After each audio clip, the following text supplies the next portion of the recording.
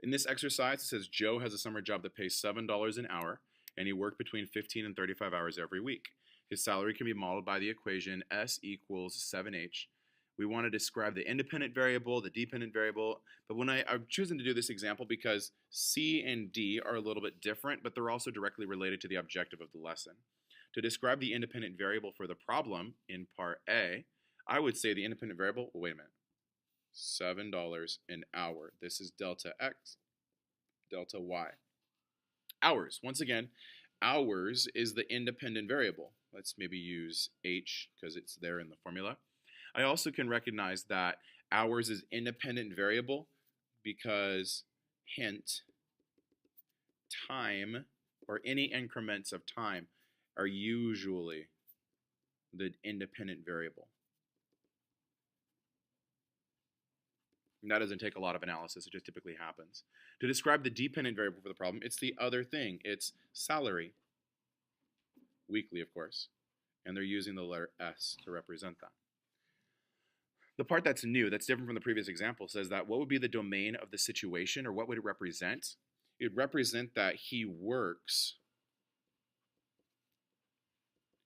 between, because it's hours, independent is domain, he works between 15 and 35 hours. The proper notation for this one uses some symbols. It'd be 15 less than or equal to H less than or equal to 35.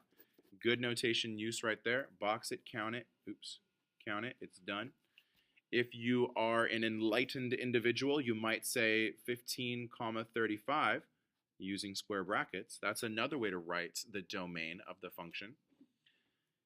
Range is a similar problem, except that range relies on the dependent salary. So the dependent variable, that means that we're talking about possible salaries.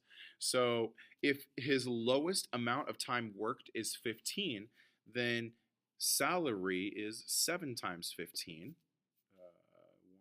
105.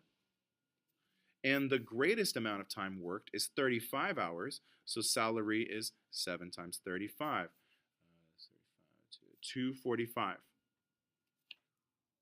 So to describe them in a similar set of sentence or word structure, just like we did notation over here, the range would be from 105 less than salary less than or equal to 245.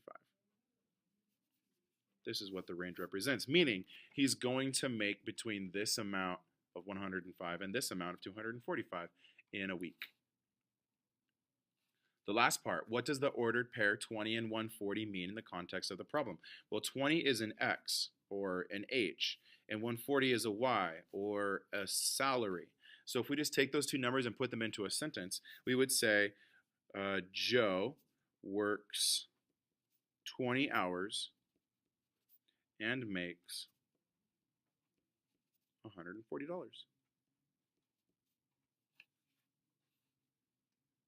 There it is.